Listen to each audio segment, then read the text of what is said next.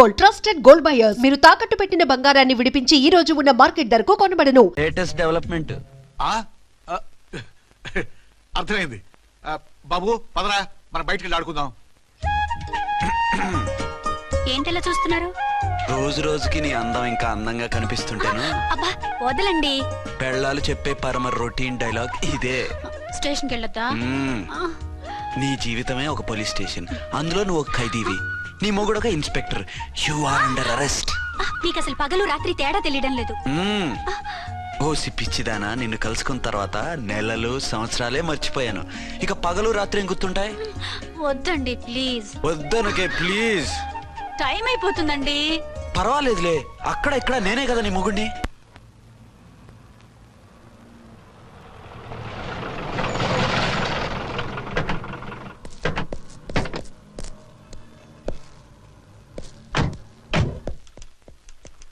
Sir SP గారు వచ్చారు. Good morning sir. Morning. ఆ మినిస్టర్ తమ్ముడి కేసు ఎవిడెన్స్లు రేపు కోర్టులో ప్రెజెంట్ చేయాలి కదా? Yes sir. అన్ని రెడీగా ఉన్నాయా? ఆ కేసు అర్చన చూస్తుంది సార్. అర్చనేది? ఇంకా రాలేదేమో సార్. రాలేదేమోనా? ఇప్పుడే వచ్చేస్తుంది సార్. టైం 11 అవుతుంది. లేట్ పర్మిషన్ అప్లై చేసిందా? లేదు సార్. పర్మిషన్ లేకుండా లేట్గా రావడం ఏంటి? యాక్షన్ తీసుకుంటాను సార్. ఏంటి పూట విశేషాలు? నీకు వార్తలు విశేషాలు వినిపించడానికి నేను దూరదర్శన్లో ఉన్న రిపోర్టర్ అనుకున్నావా? ఏమైంది మీకు? హౌ డేర్ యూ సబార్డినేట్వి విష్యూ గిష్యూ లేకుండా నా ఎదురుకుండా కూర్చుంటావు? Get up. సరసాలు చాలు గానీ ఆ ఫ్యాన్ వేయండి, ఉక్కగా ఉంది. Shut up and get up. ఇప్పుడు టైం ఎంత అయింది? నీ చేతికి వాచి ఉందిగా. నేను టైం తెలుసుకోవడానికి నేను టైం ఆడట్లేదు. ఇంత ఆలస్యంగా ఎందుకు వచ్చావని అడుగుతున్నాను. మీకు తెలీదా? మొగుడికి చెప్పినట్టు ఏంటో సమాధానం? నేను ఇప్పుడు బాధ్యత కల ఓ పోలీస్ ఆఫీసర్ గా నీ పై అధికారిగా అడుగుతున్నాను, ఎందుకు ఇంత లేట్ అయింది? చెప్పాలా? చెప్పి తీరాలి. నా మొగుడికి 24 అవర్స్ అదే యావ. 5ంటికి లేచి ఇంటి పని, వంట పని, ఒంటి పని ముగించుకుని ఆఫీసుకు బయలుదేరడానికి డ్రెస్ మార్చుకుంటూ ఉంటే వెనక నుంచి కరెక్ట్ గా వచ్చి. ఇంకా చాలా ఆపమన్నానా? నీ మొగుడు సరదాలు తెచ్చాలంటే సెలవు పెట్టి తీర్చుకో. ఇలా డ్యూటీ టైంలో కాదు. ఇదే ఫస్ట్ అండ్ లాస్ట్ వార్నింగ్. వెళ్ళి పని చూసుకో. Okay sir. Okay sir. మీరున్నారని ఎక్స్పెక్ట్ చేయలేదు సార్. Okay carry on. నాన్నా, నీ కోడలు మూడెలా ఉంది? చాలా బ్యాడ్ గా ఉంది. ఏమాయ్? ఏమిటాయ్? దాహం వేస్తుంది, కాసిన మంచినీళ్ళు ఇవ్వు. తీసుకుని తాగు. అర్చే, నీ చేత్తో కాస్త టీ ఇవ్వరా? వెళ్ళి పెట్టుకో. ఎందుకులే, ఒకేసారి భోంచేద్దాం. వంటేం చేసావు? వంటేం చేస్తాం, తింటాం. బ్యాలెన్స్ ఉంటే పని మనిషికి ఇచ్చేసాం. ఆహా, పతివ్రత అంటే నువ్వేనే. నాకు ఈ పూట ఆకలిగా ఉండదని ముందుగానే కనిపెట్టేశావు. వైఫా మజాకా? Shut up. నీది మంచి మనసు కాబట్టి ఆ మాటతో ఊరుకున్నావు. అదే ఇంకో పెళ్ళాం అయితేనా? మీకు ఇంకో పెళ్ళం కూడా ఉందా? చిచి, ఇంకోటి పెళ్ళాం అనబోయి ఇంకో పెళ్ళాం అనేసా. ఏంట్రా కోపమా? కాదు, తాపం. అయితే నేను తీర్చేస్తాగా. నన్ను ముట్టుకోకండి. అయ్యో, ఏ పొద్దున ఎస్పీ గారి ముందు అంత బిల్డప్ ఇవ్వాలా? ఏదో ఒకటి సర్ది చెప్పచ్చుగా. అక్కడికి మీరేదో సిన్సియర్ అయినట్టు, నేను చావటం అయినట్టు. అంటే చట్టానికి ధర్మానికి అదేంటి కింద పడుకున్నావు?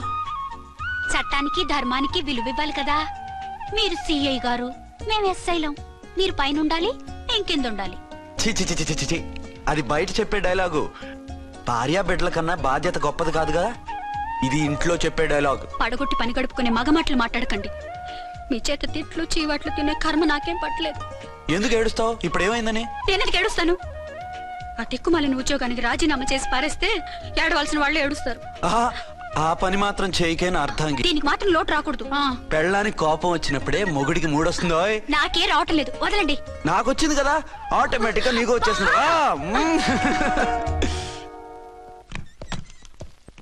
అర్చన సార్, ఈ రోజు నా మినిస్టర్ తమ్ముడి కేసు ఫైనల్ హియరింగ్ అవుతుంది. ఎవిడెన్స్ అన్ని పక్కగా ఉన్నాయి కదా? సార్.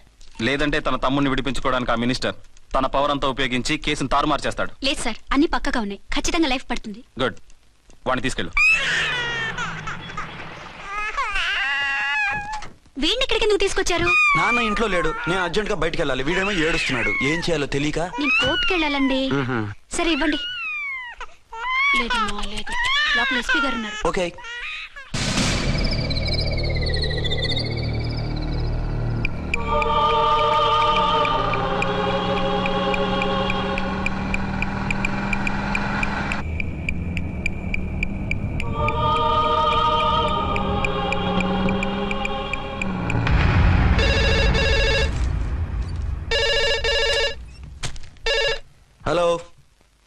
ఎస్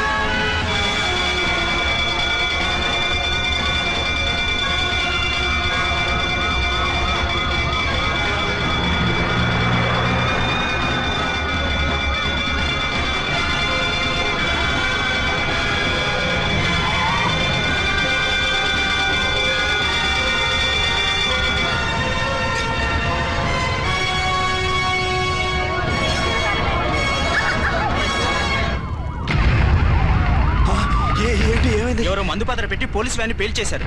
అందులో మనుషులు పాపం అంతా కాలిపోయారు, ఎవరూ బతకలేదు. అర్చన!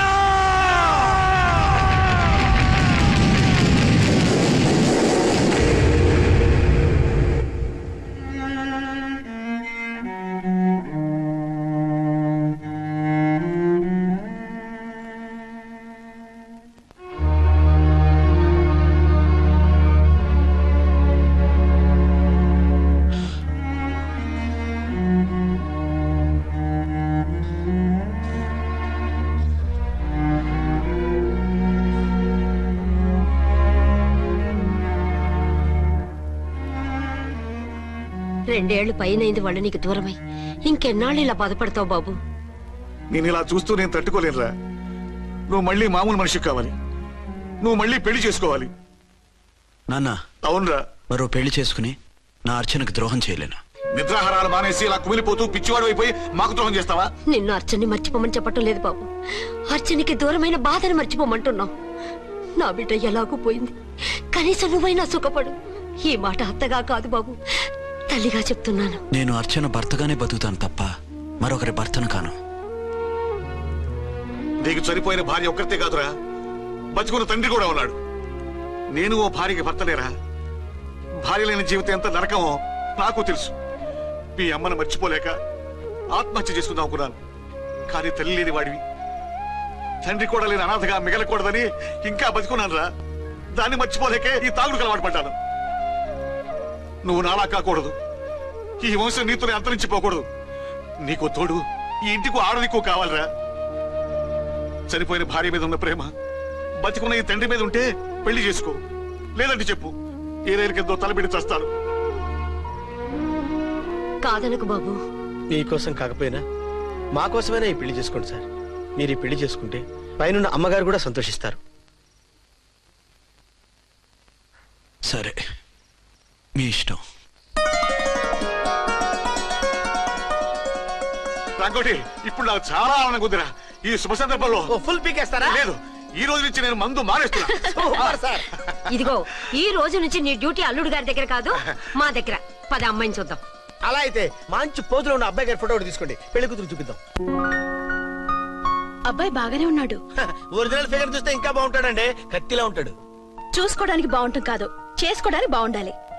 నా సిద్ధాంతాలకి ప్రిన్సిపల్స్ కి తగ్గట్టుగా ఉండాలి. అంటే నా కాబోయే భర్త శ్రీరామచంద్రులా ఉండాలి. అంటే నామాలు కిరీటాలు పెట్టుకుని బాణాలు వదులుతున్నారండి. షటప్. గెటప్ లో కాదు, బుద్ధిలో రాముడు లాంటి వాడై ఉండాలి. లాంటి వాడేంటమ్మా, శ్రీరామచంద్రుడే అనుకో.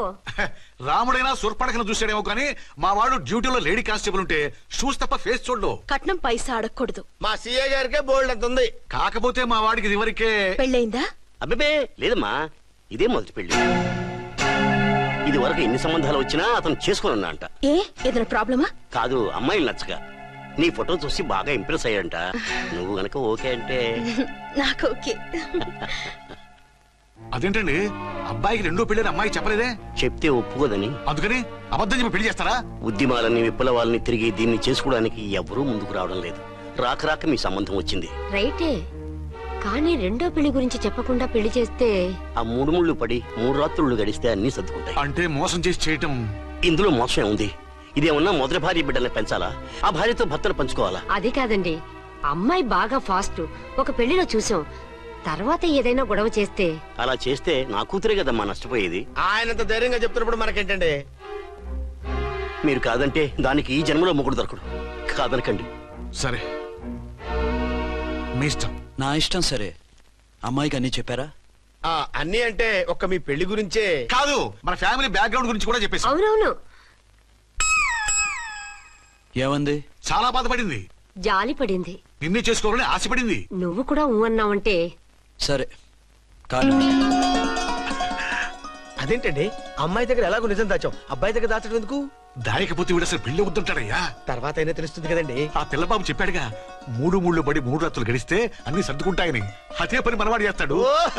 కాముగా పెళ్లి చేసేసి వెంటనే అన్ని మును పంపించేద్దాం. ఇలా కూర్చోండి sir.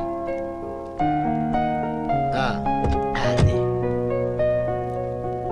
Happy honeymoon. Thank you. పిల్లంత అయిందిరా? 10,000. 10,000. అయితే ఓ పని చేయి, ఈ 1000 రూపాయలు ఇచ్చుకుని ఇదే 10,000 అనుకో. వర్కౌట్ అవుదండి. పోను పని చేయరా, ఈ బిల్డింగ్ రాసిస్తాను. వర్కౌట్ అవుతా? వర్కౌట్ అవుతుంది వస్తాను. సార్. ఏంటి సార్ ఇది? చూడండి. నువ్వు రాంకోటి వాడితో బేరాలంటాయా? ఏదో ఇచ్చి పంపించు.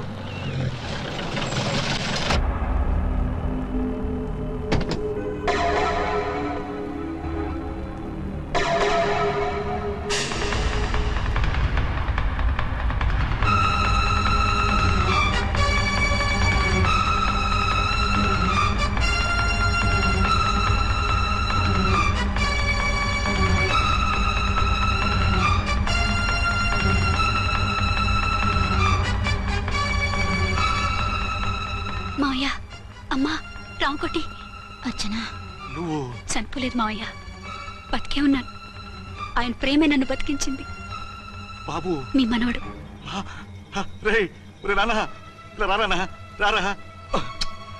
ఎన్నాళ్ళు ఎక్కడున్నావు? మర్చిపోయావా? ఏమైపోయావు? ఆ వివరాలన్నీ తర్వాత చెప్తాను. ఆయనేరి లోపల ఉన్నారా?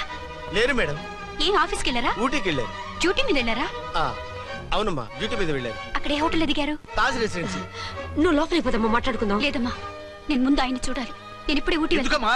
2-3 రోజులు వాడు వచ్చేస్తాడు. 2 ఏళ్లు ఆయన చూడకుండా శవంలా బతికాను. ఇక 2 క్షణాలు కూడా ఆయన చూడకుండా ఉండలేను మాయా. అది కదమ్మా. నా మాట వినమ్మా.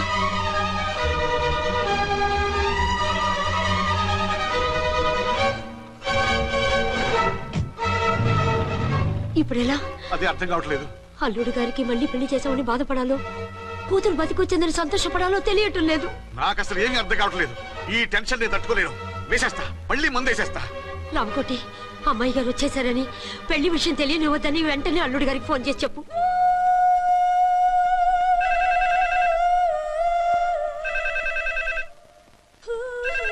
ஹலோ. என்ன ஆரம்பம் பேசுறேன். 5 டன் டீ பொடி அனுப்ப சொல்லியாச்சு. இதுவரை வரல. என்னாச்சு? ఏయ్, రాంగ్ నెంబర్ అయ్యా.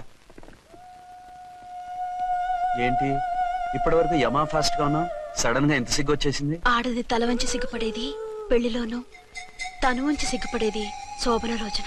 అలాగా. Hello. Send one large whiskey to room number 201. Hey, this is not room service.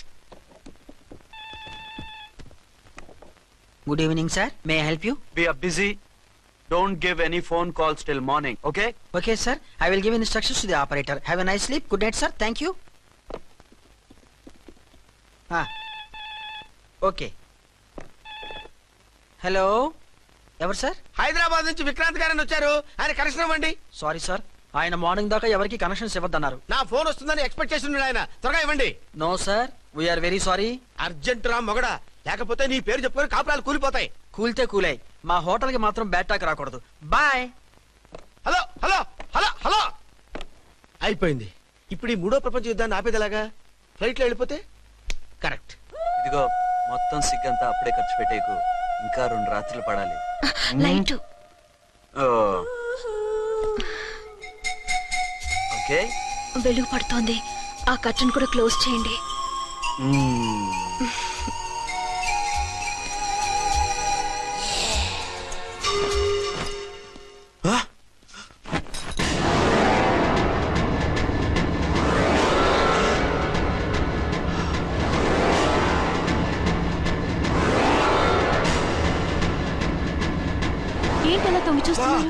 ఏం లేదు, ఇప్పుడే వస్తాను.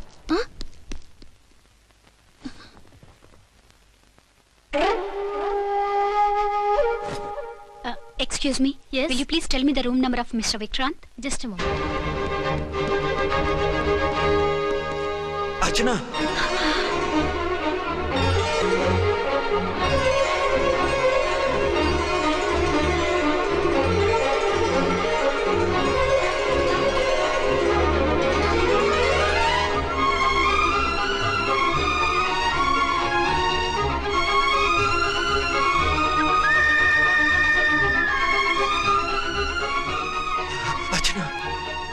నువ్వు నేనేనండి, మీ అర్చన్ని.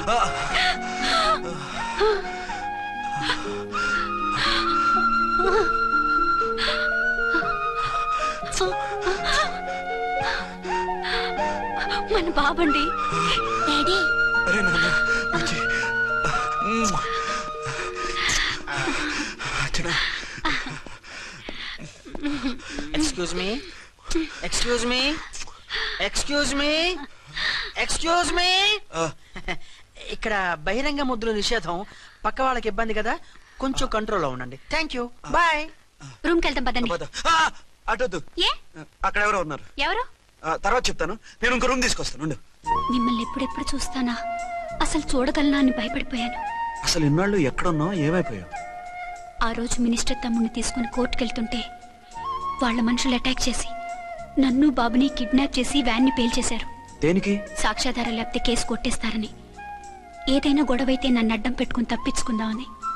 అంటే ఈ 2 ఏళ్ళు నన్ను బాబుని వాళ్ళ దగ్గరే బంధించుంచారు. మొన్న కోర్టులో ఆ కేసు కొట్టేశాక మమ్మల్ని వదిలిపెట్టేశారు. వాళ్ళు ఇప్పుడు ఎక్కడున్నారు? దేశం విడిచిపెట్టి పారిపోయారు. మీరెలా ఉన్నారు? నువ్వు లేకపోతే ఎలా ఉంటానో నీకు తెలీదా? కాకపోతే నువ్వు చనిపోయావు అనుకుని. హలో, నేనండి ఝాన్సీని. ఎక్కడున్నారు? ఇక్కడే పక్కనే ఉన్నాను. ఫస్ట్ నైట్ నా పక్కన ఉండకుండా ఆ పక్కన ఎక్కడ ఉన్నానంటారంటండి. త్వరగా రండి. అలాగే వస్తాను. ఎవరండి? మళ్ళీ వచ్చి వివరంగా చెప్తాను. ఉండు, వెంటనే వచ్చేస్తా.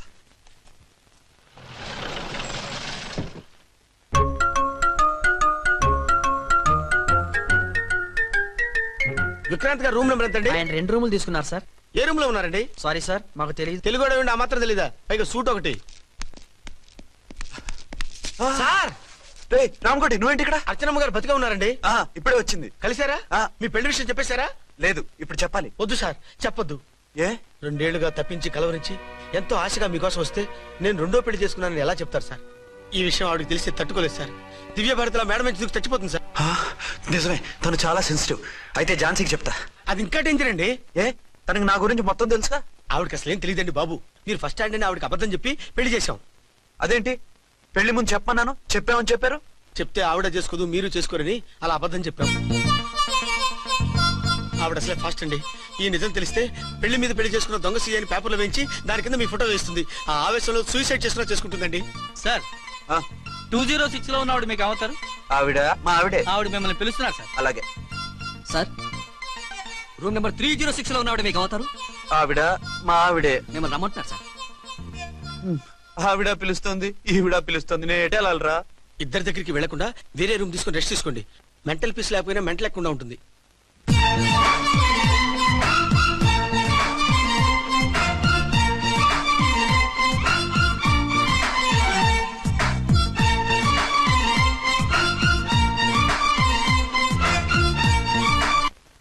నేను ఇప్పుడు ఏం చేయాలరా? కాళ్ళు చేతులు ఆటలేదు, దడొచ్చేస్తుంది. మీరు అదృష్టవంతులు. నా కళ్ళు, ముక్కు, చెవులకు కూడా దడొచ్చేస్తుంది.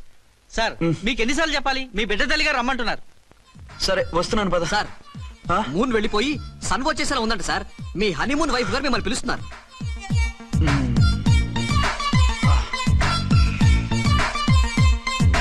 స్వామియే